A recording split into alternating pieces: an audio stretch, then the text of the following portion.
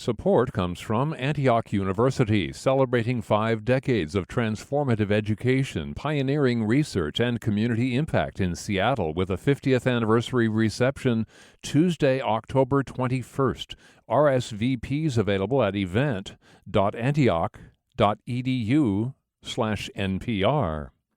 Support comes from Stoll Reeves, a Pacific Northwest law firm focused on energy, natural resources, real estate, and agribusiness, committed to navigating the future together with their clients. Learn more at stoel.com.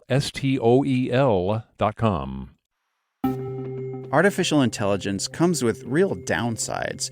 It's already being used to spread disinformation. It takes a toll on the environment because it uses so much electricity and water. It could be dangerous in ways we haven't even thought of yet. But in the debate over how fast we should be embracing AI, one thing comes up again and again. As this technology progresses, we will see diseases get cured at an unprecedented rate. We will be amazed at how quickly we're curing this cancer and that one. AI optimists think it could exponentially increase the speed of medical research and crack the code to curing some of the world's most intractable diseases. And if there's one place that could validate one of the AI industry's favorite claims, it's here. Seattle has one of the most important biotech clusters in the country, and it's also home to some of the biggest AI brains in the industry. This is a collaborative effort and is something that at least I haven't seen in my career. I'm Joshua McNichols. I'm Monica Nicholsberg, and this is Booming. Today, can AI really cure cancer? That's coming up.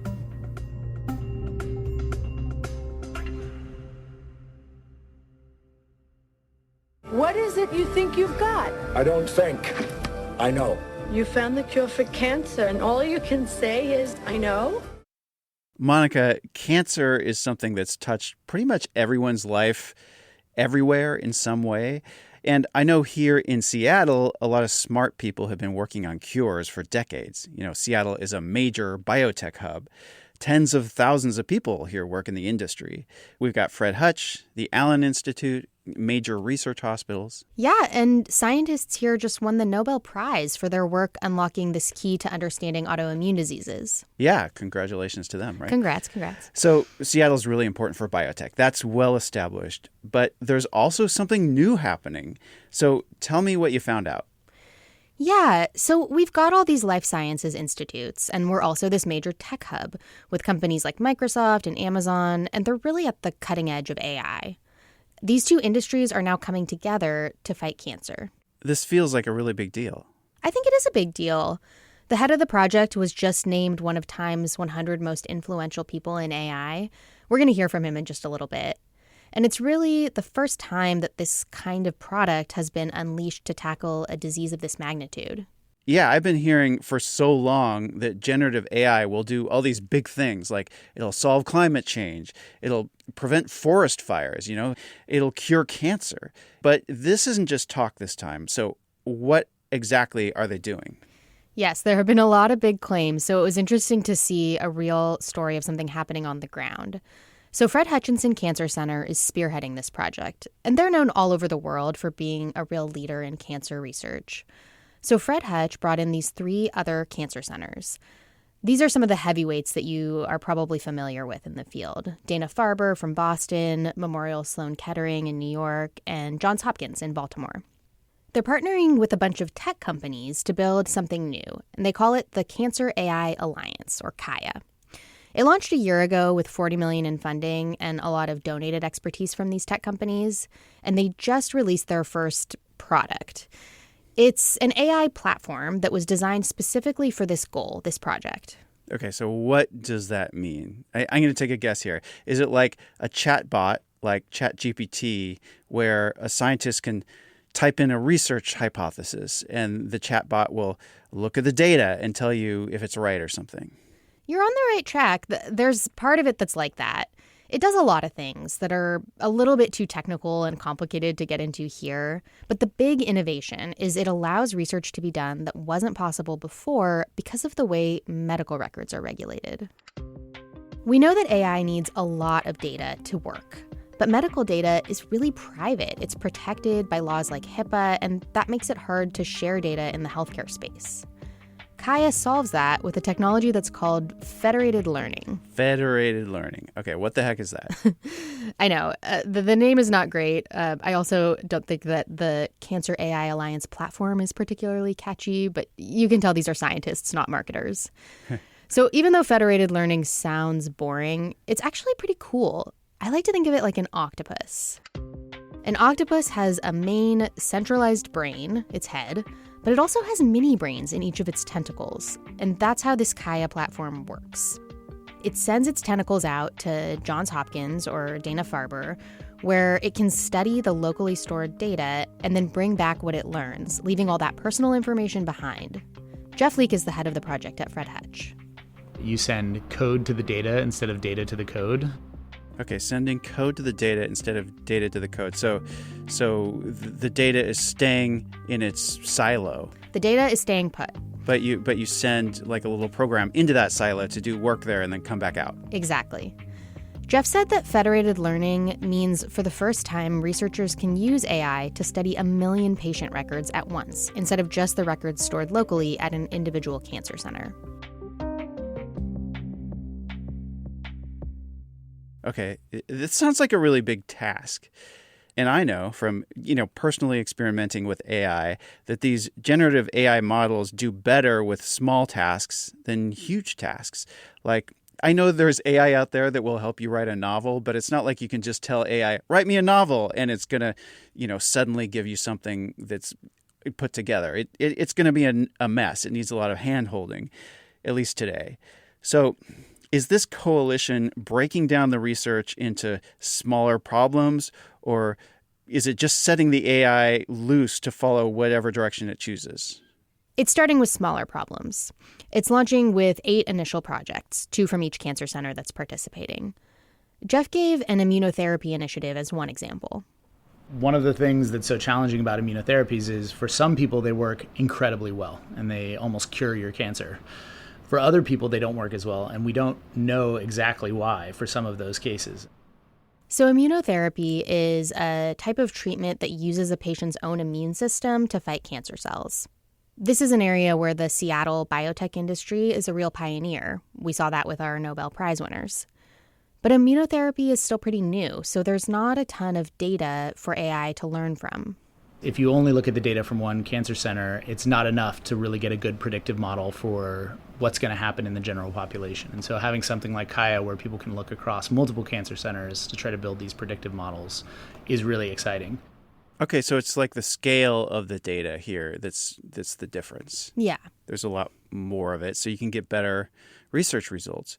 So that's the cancer research side of this alliance. So who's involved on the tech side?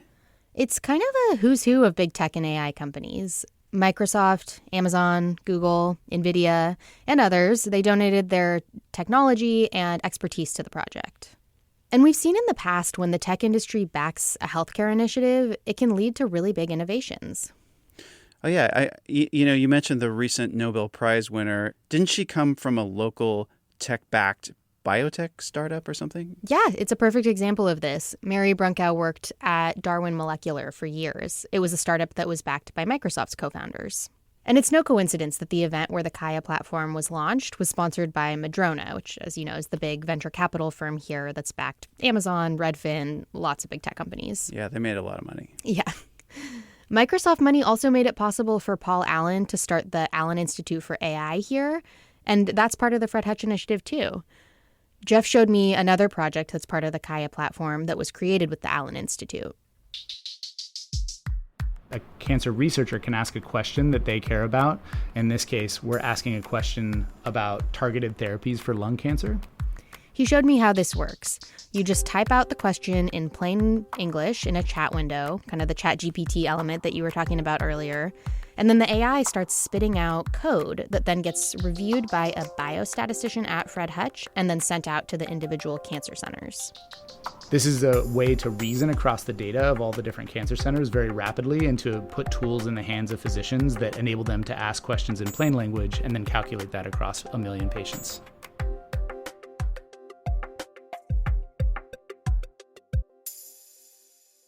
Okay, this sounds great if it works the way everyone is hoping it will. But we also know from reporting on AI that it has some serious limitations. Like, it feels like we're putting a lot of trust in AI, and we know that from time to time it makes mistakes. Like, it could make up data that leads researchers to draw the wrong conclusions. Yeah, it does make mistakes.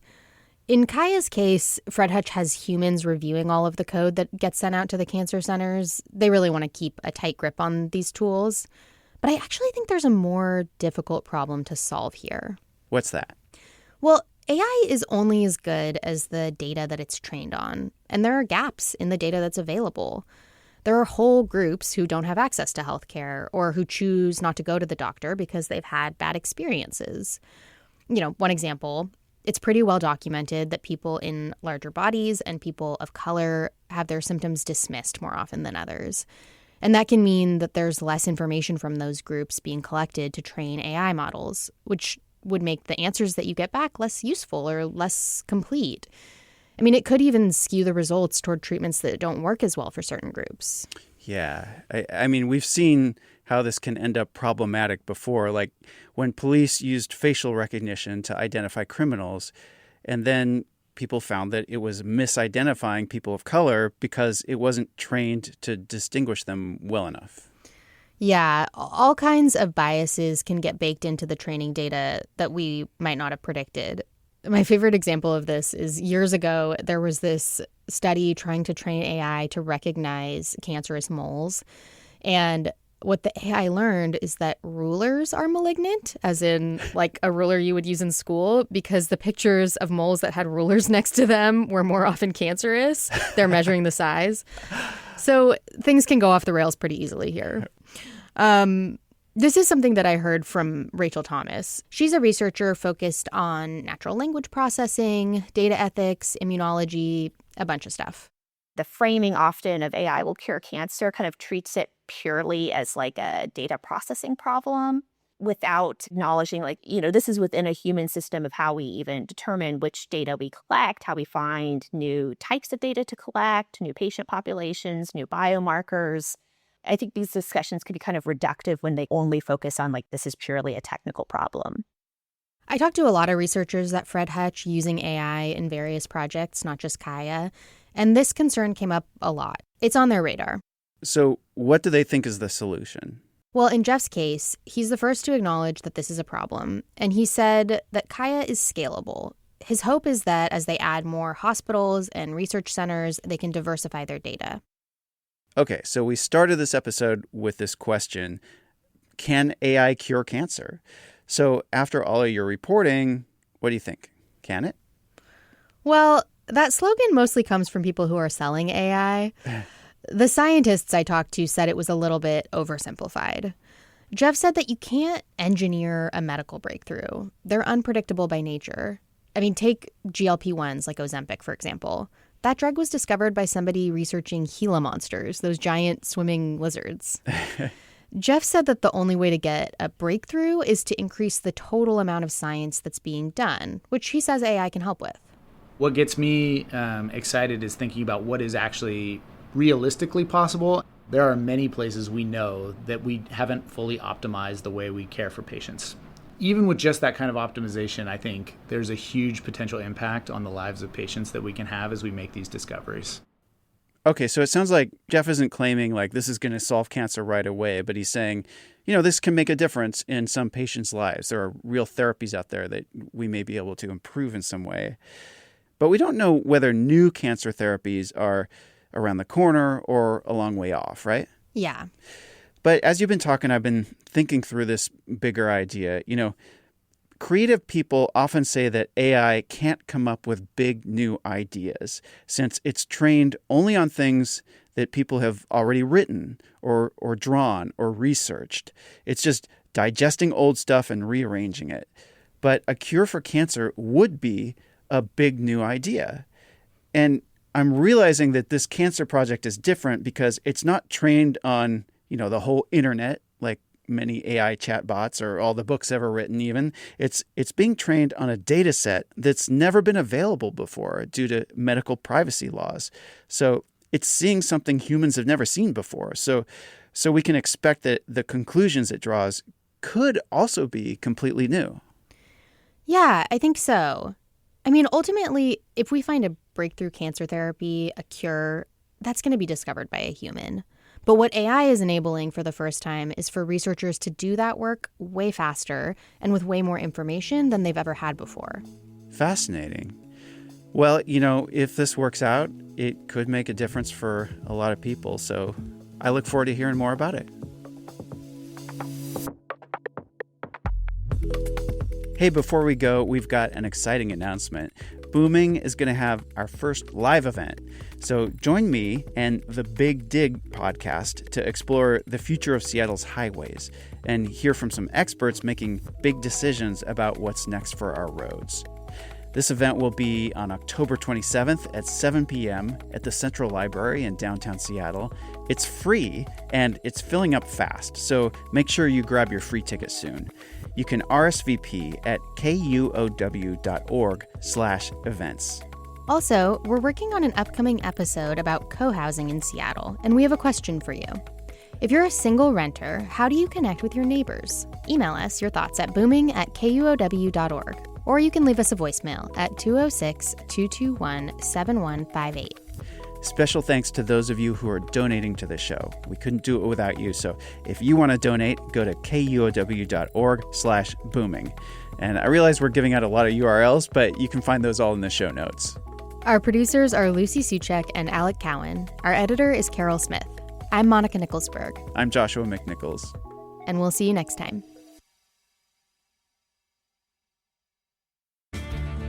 The future of Seattle's highways affects all of us. I'm Ian Koss, host of the award-winning podcast, The Big Dig, and you can join me live as we explore what's next for Seattle's roads. It's October 27th at 7 p.m. at the Central Library in downtown Seattle. RSVP at kuow.org/events. KUOW live events are sponsored by Finney Ridge Painting. On the latest Sound Politics, the Pacific Northwest has become a target for President Trump. He invited a group of right-wing influencers from across our region to talk about problems plaguing the, quote, war-ravaged city of Portland. What's the truth on the ground in Portland? And is Seattle next? That's on the latest Sound Politics, wherever you get your podcasts.